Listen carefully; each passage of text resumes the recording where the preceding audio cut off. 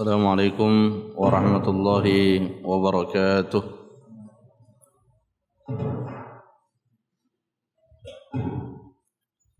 الحمد لله رب العالمين، والصلاة والسلام على أشرف الأنبياء والمرسلين وعلى آله وأصحابه أجمعين. أشهد أن لا إله إلا الله وحده لا شريك له، وأشهد أن محمدا عبده ورسوله. اللهم صل على محمد وعلى آله وصحابته ومن سار على نهجه واهتدى بهديه واستنى بسنته إلى يوم القيامة. يا أيها الذين آمنوا اتقوا الله حق تقاته ولا تموتن إلا وأنتم مسلمون. أما بعد، معاشر المسلمين jamaah salat subuh rahimani wa rahimakumullah.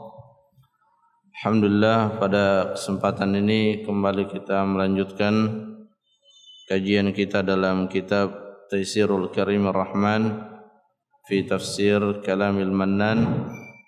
Dan alhamdulillah, pada pertemuan yang sebelumnya kita telah menyelesaikan penjelasan dari firman Allah Subhanahu wa taala pada surah Ad-Duha. Dan insyaallah pada kesempatan ini kita akan menjelaskan surah Alam Nashrah Laka Sadrak. Bismillahirrahmanirrahim. Alam nashrah laka sadrak wa wada'na 'anka wizrak alladhi anqadha dhahrak wa rafa'na laka dhikrak fa inna ma'al 'usri yusra inna ma'al 'usri yusra فَإِذَا فَرَغْتَ فَانصَبْ وَإِلَى رَبِّكَ فَارْغَب. Pada ayat ini Allah Subhanahu wa taala menyebutkan beberapa kenikmatan-kenikmatan yang Allah berikan secara khusus kepada Nabi Muhammad sallallahu alaihi wasallam.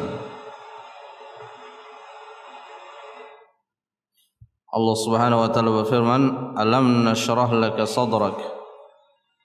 Tidakkah kami telah melapangkan untukmu sadrak, dadamu.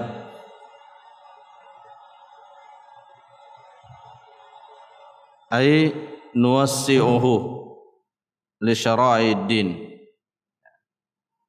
Jadi pertanyaan yang ada di dalam ayat ini adalah pertanyaan yang bermakna penetapan. Maknanya, sesungguhnya kami telah melapangkan dadamu, sesungguhnya kami telah meluaskannya, kami telah meluaskan dadamu. Tentu makna meluaskan dan melapangkan di sini adalah dalam arti yang bersifat maknawi, di mana dada Rasulullah sallallahu alaihi wasallam yang tidak lain disitulah tempatnya hati, telah dilapangkan oleh Allah Subhanahu wa taala li syara'id din. Allah telah melapangkan dada Rasulullah sallallahu alaihi wasallam sehingga dengan mudah menerima syariat-syariat yang telah ditetapkan oleh Allah Subhanahu wa taala. Karena ketika hati seseorang tidak dilapangkan, maka tentu akan berat menerima dan menjalankan perintah-perintah Allah dan Rasulnya. Wad-da'wa ilallah, dan berdakwah menuju jalan Allah Subhanahu wa taala. Wal ittisaf bimakarimil akhlaq. Nabi sallallahu alaihi wasallam juga dilapangkan sehingga mudah bagi beliau untuk memiliki akhlak-akhlak yang mulia. Wal iqbal 'alal akhirah. Beliau juga dilapangkan dadanya untuk fokus dan serius dalam urusan-urusan yang berkait dengan kemaslahatan akhirat. Wa tashil al khairat, dan secara umum Nabi sallallahu alaihi wasallam sangat dimudahkan oleh Allah dalam melakukan setiap kebaikan-kebaikan. Falam yakun dayyiqan harajan. Nabi sallallahu alaihi wasallam hatinya tidak pernah sempit ketika berkaitan dengan kebaikan-kebaikan. Dan ini adalah nikmat yang sangat besar yang Allah berikan kepada seorang hamba. Karena pada asalnya, ya, pada hakikatnya keadaan manusia itu bertolak belakang dengan hal-hal yang berkaitan dengan kebaikan. Disebabkan di dalam diri manusia terdapat hawa nafsu. Nabi sallallahu alaihi wasallam pernah menyampaikan bahwa surga itu dikelilingi dengan hal-hal yang dibenci oleh hawa nafsu. Sedangkan neraka itu dikelilingi dengan hal-hal yang disenangi oleh hawa nafsu. Sehingga malaikat ketika melihat surga dan melihat dia dikelilingi oleh hawa nafsu, sempat khawatir apakah akan ada di antara manusia yang masuk ke dalam surga. Kenapa? Karena berat, ya, tidak mudah, tidak ringan bagi manusia untuk mewujudkan amalan-amalan yang menjadi sebab dia diberikan rahmat oleh Allah sehingga dimasukkan ke dalam surga. Namun Allah Subhanahu wa taala melapangkan hati sebagian dari hamba-hambanya sehingga termudahkan untuk mengamalkan dan menjalankan perintah-perintah Allah Subhanahu wa taala dan Rasulnya.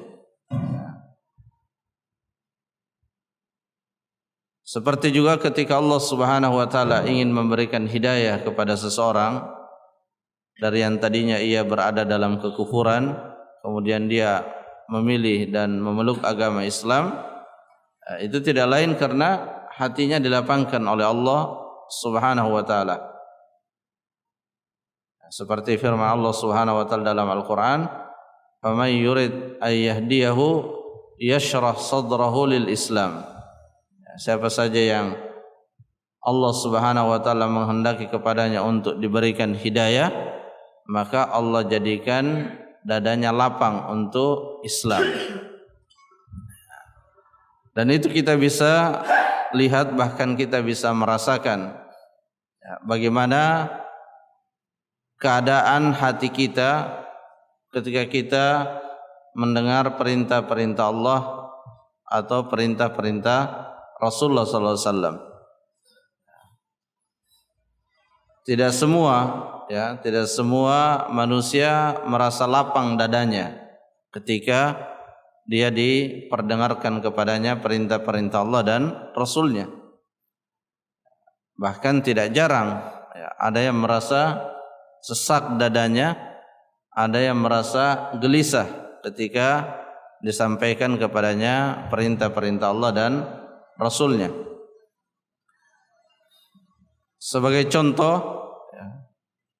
orang yang sedang menjalankan muamalah yang tidak benar, seperti menjalankan praktek riba misalnya, ketika disampaikan ayat-ayat tentang tidak bolehnya riba, maka boleh jadi dadanya menjadi sempit dan sulit menerima apa yang ada di dalam ayat tersebut. Demikian pula pada perintah-perintah yang lain atau larangan-larangan yang lain.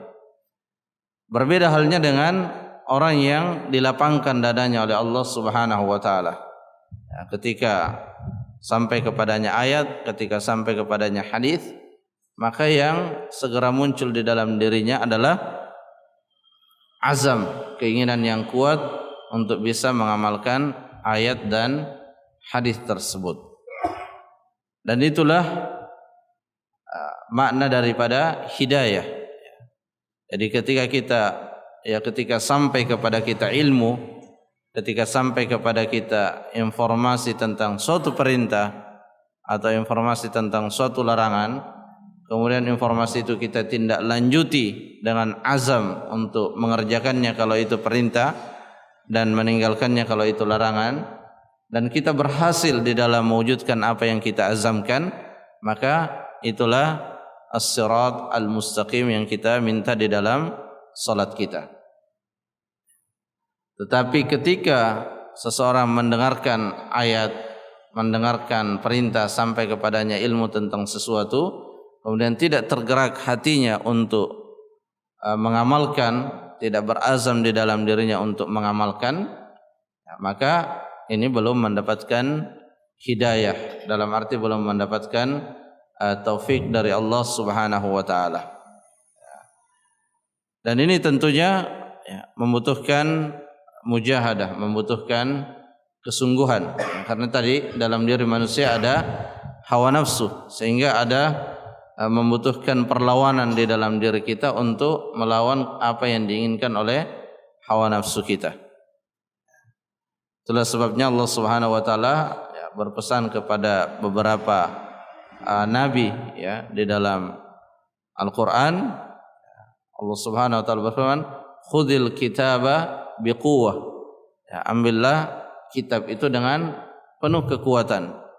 Maksudnya dengan penuh kesungguhan, karena perintah-perintah dan larangan-larangan yang ada di dalam Al-Qur'an, larangan-larangan dan perintah dalam sunnah, itu secara umum bertolak belakang dengan apa yang dikehendaki oleh hawa nafsu kita.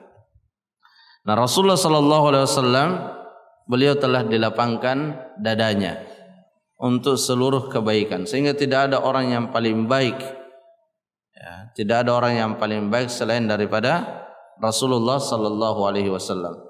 Tidak ada orang yang paling sempurna dalam menjalankan perintah dan menjauhi larangan selain daripada Rasulullah sallallahu alaihi wasallam, dan itulah sebabnya Allah menjadikannya sebagai uswatun hasanah, sebagai tauladan bagi kita semua, sehingga dalam menjalankan agama kita selalu mencontoh beliau, karena beliau adalah uswatun hasanah. Beliau telah dilapangkan dadanya secara sempurna oleh Allah Subhanahu wa taala, sehingga beliau bisa mewujudkan perintah-perintah Allah secara sempurna pula.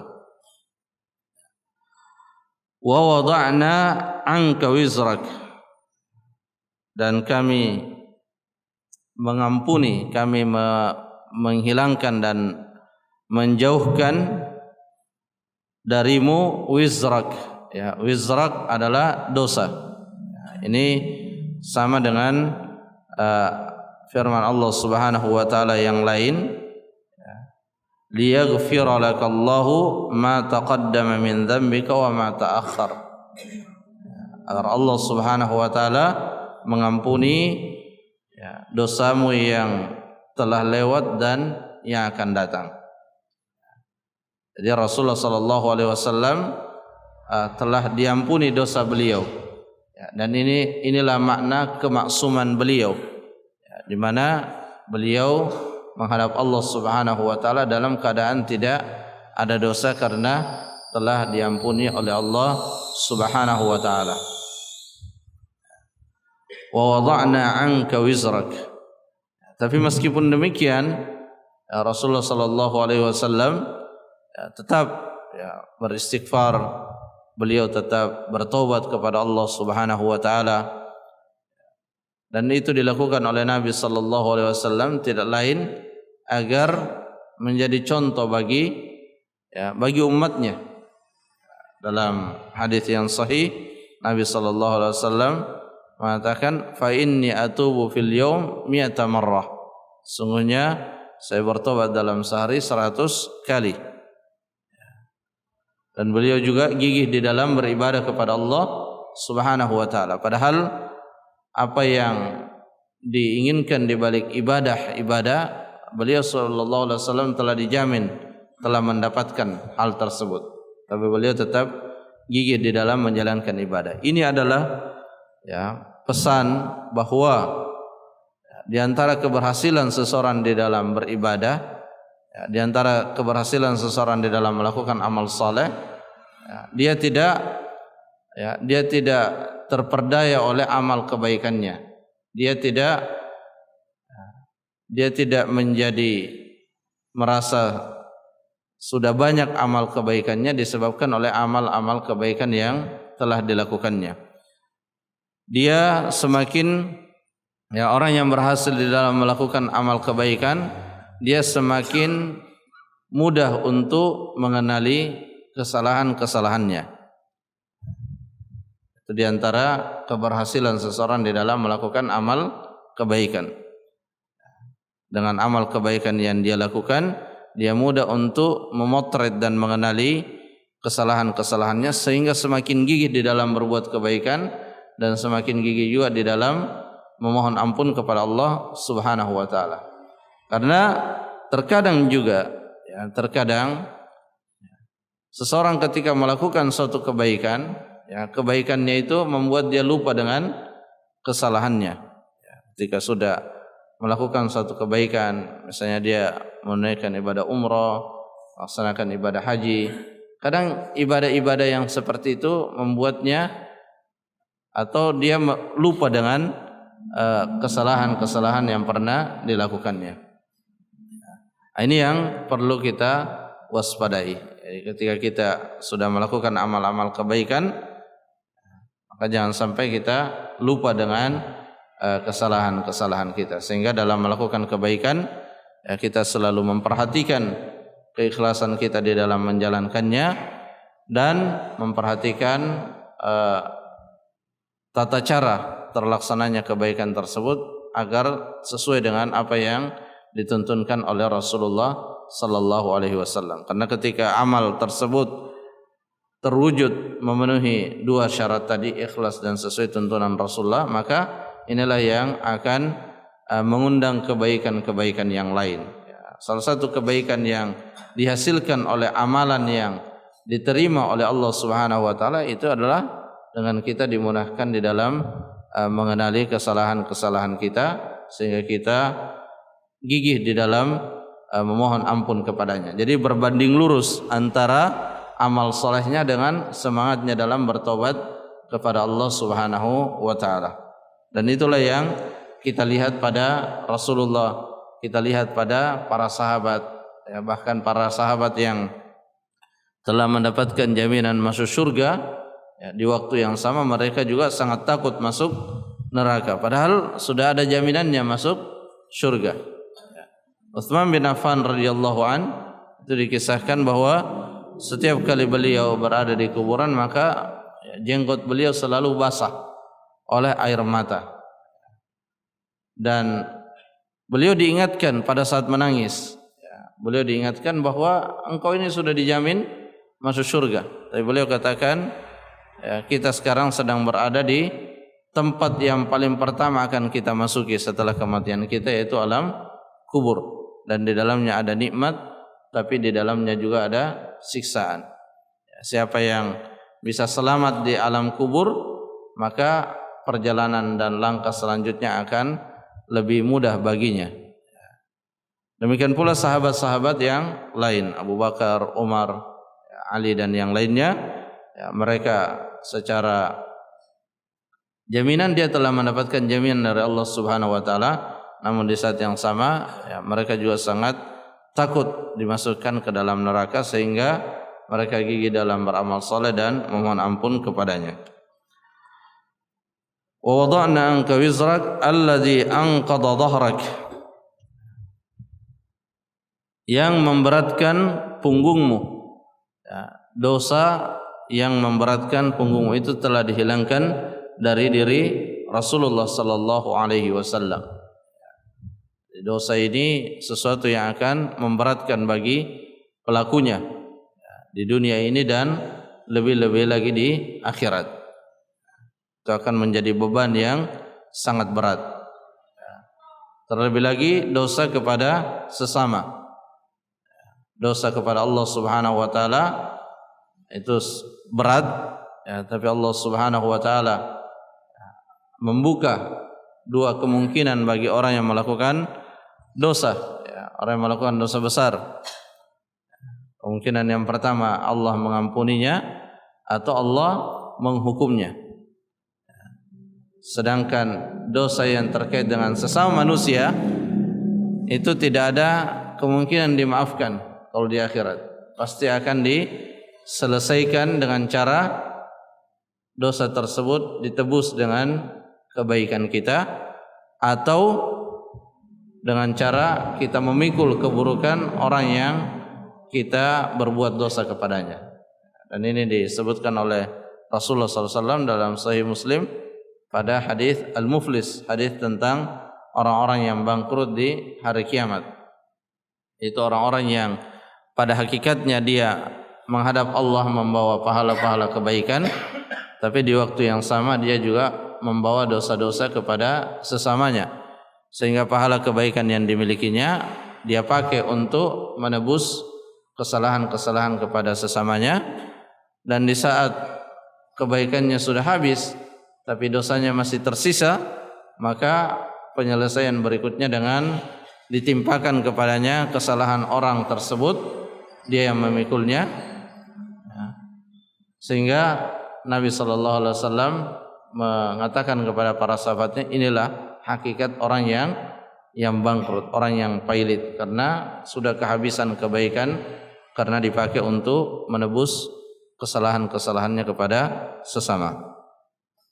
Makanya di dalam Al-Quran kita diarahkan oleh Allah Subhanahu wa Ta'ala untuk perhatian, bukan hanya hablum minallah, ya, bagaimana hubungan kita kepada Allah, bagaimana ibadah-ibadah ritual kita kepada Allah Subhanahu wa Ta'ala, tapi kita juga diingatkan tentang hablum minan nas, bagaimana kita bermuamalah dengan sesama kita, bagaimana berinteraksi dengan baik kepada sesama kita. Jadi dosa itu memberatkan. Wa rafa'na laka dzikrak, dan kami telah mengangkat, ya, telah mengangkat kedudukanmu, mengangkat derajatmu dengan selalu disebutkan namamu bersama nama Allah Subhanahu wa Ta'ala. Ya, itu salah satu bentuk diangkatnya, ya, diangkatnya kedudukan dan derajat Rasulullah sallallahu alaihi wasallam, di mana pada beberapa tempat, ya, ketika disebutkan nama Allah, kita juga menyebutkan nama Rasulullah Muhammad sallallahu alaihi wasallam. Ya, seperti ketika kita mengucapkan dua kalimat syahadat, seperti ketika azan berkumandang, maka ada asyhadu an la ilaha illallah dan ada asyhadu anna Muhammadar Rasulullah. Ketika iqamah, ya, dan di tempat-tempat yang lain. Dan secara umum, ya, Nabi SAW telah diangkat derajatnya, ya, bahkan beliau adalah Sayyidul Anbiya wal Mursalin, ya, beliau adalah penghulu para nabi. Beliau SAW diberikan kekhususan oleh Allah yang Allah tidak memberikannya kepada yang lainnya. Beliau ditunjuk oleh Allah untuk memberikan syafa'atul uzma, atau yang biasa kita baca dalam doa setelah azan, maqaman mahmudah, tempat dan derajat yang terpuji, yaitu syafa'atul uzma, di mana beliau ditunjuk oleh Allah Subhanahu wa Ta'ala untuk memberikan syafaat agar segera dilakukan hisab dan perhitungan terhadap amalan-amalan manusia. Kemudian di antara bentuk diangkatnya derajat Nabi sallallahu alaihi wasallam, di mana Nabi Muhammad sallallahu alaihi wasallam di hati para umatnya, ya, beliau sangat dicintai, ya, beliau dihormati, beliau diagungkan. Ma laisa li ahadin ghairah, yang mana itu tidak Allah berikan kepada selainnya. Kemudian ayat yang berikutnya Allah Subhanahu wa Ta'ala memberikan kabar gembira untuk kita semua, yaitu fa inna ma'al usri yusra, inna ma'al usri yusra, maka sesungguhnya bersama kesulitan ada kemudahan. Dan diulang lagi, sesungguhnya bersama kesulitan ada kemudahan. Ya, kata Syekh Sa'di rahimahullah, ini ayat merupakan bisyaratun azimah, Ya, ini kabar gembira yang sangat besar. Karena ternyata setiap kali ada kesulitan pasti ada kemudahan yang menyusul. Itulah sebabnya kita diperintahkan bersabar. Bersabar menunggu apa? Menunggu datangnya kemudahan itu, karena dia sesuatu yang pasti datang. Kemudahan itu sesuatu yang pasti datang. Rasulullah sallallahu alaihi wasallam pernah juga menyampaikan bahwa kemenangan itu selalu bersamaan dengan kesabaran. Karena orang yang akan memenangkan sesuatu itu sebelumnya biasanya menghadapi kesulitan-kesulitan. Kullama wujida usrun wa su'uba fa innal yusra yuqarinuhu wa yusahibuhu. Kata Syekh Sa'di rahimahullah menjelaskan ayat ini, setiap kali didapatkan kesulitan maka kemudahan akan menyertainya. Kemudahan akan datang setelahnya. Sampai-sampai dikatakan hatta law dakhala al-usru juhra dhabbin la dakhala alaihi al-yusru fa akhrajahu. Bahkan sekiranya kesulitan itu masuk di dalam, kesulitan itu berupa seorang masuk di dalam lubang biawak. Lubang biawak itu sempit sekali. Kalau seumpama masuk tentu sulit keluar. Tapi tetap akan keluar karena akan masuk di dalamnya kemudahan yang akan mengeluarkannya. Ini yang kita selalu ingat di dalam kehidupan kita, bahwa setiap kesulitan ada kemudahan yang menyertainya. Dan di dalam ayat ini kalau kita perhatikan ada perbedaan ada perbedaan dalam menyebutkan lafaz kesulitan dan dalam menyebutkan lafaz kemudahan. Kalau kesulitan di dalam ayat ini itu menggunakan alif dan lam, al-usr. Sedangkan kemudahan itu tidak menggunakan alif dan lam. Ini menunjukkan apa? Menunjukkan bahwa kemudahan itu selalu mengalahkan kesulitan. Karena al-usr di sini satu. Jadi ayatnya diulang, inna ma'al usri yusra, fa inna ma'al usri yusra, inna ma'al usri yusra. Meskipun diulang dua kali, tapi kesulitan al-usr yang pertama dengan yang kedua itu sama. Jadi hitungannya satu saja.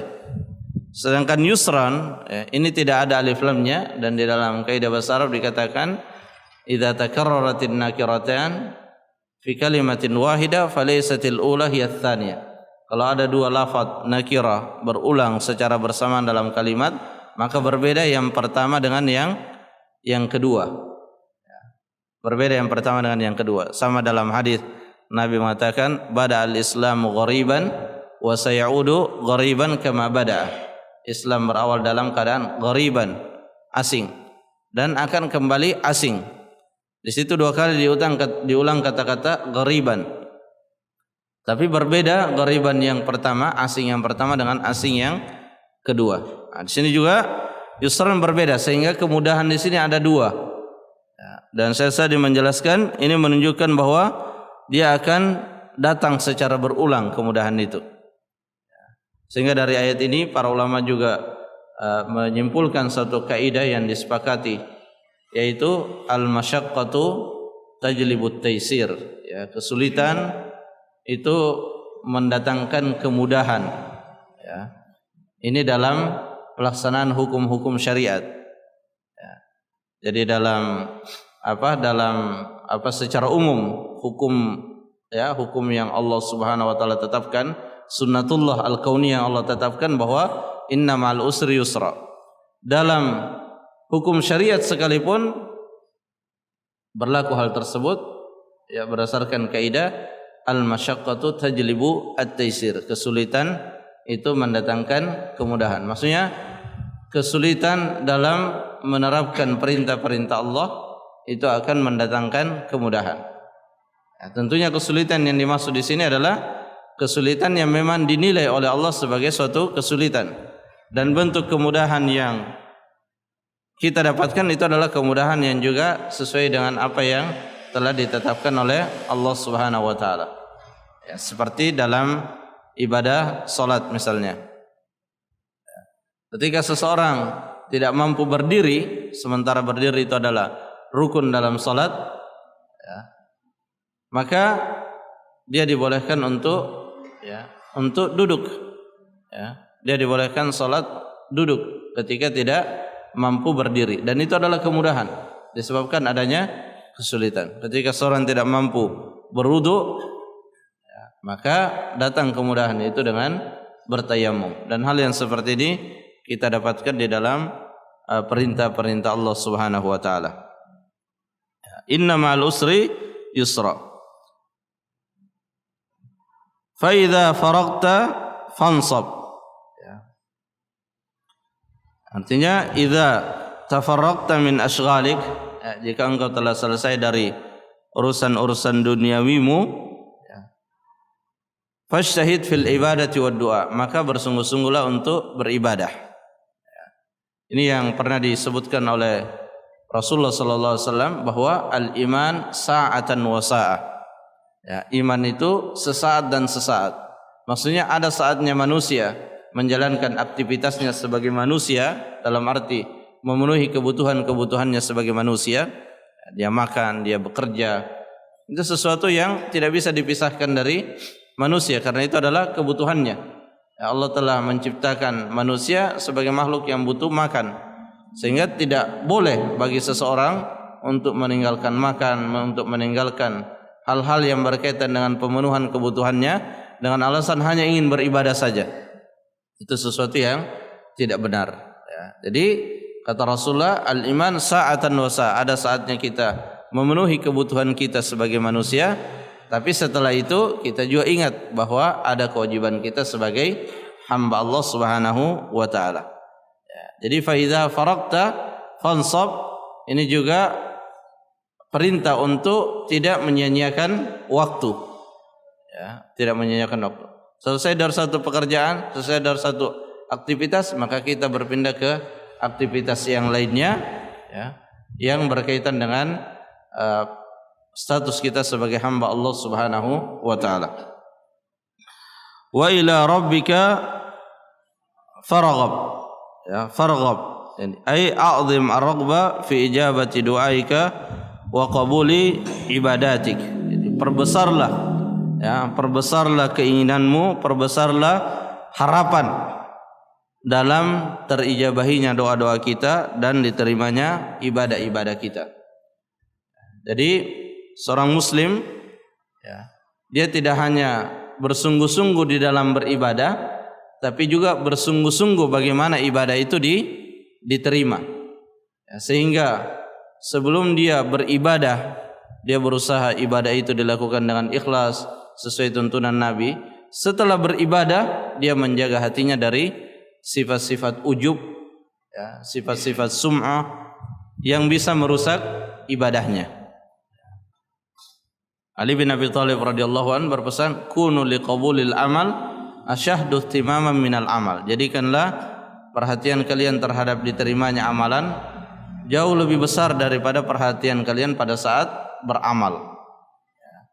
Hanya disebutkan, ya, di Ma'la bin Fadl rahimahullah menyebutkan bahwa para sahabat Rasulullah, ya, mereka berdoa kepada Allah, ya, setelah menunaikan ibadah Ramadan, berdoa kepada Allah 6 bulan supaya ibadahnya tersebut diterima oleh Allah Subhanahu wa taala.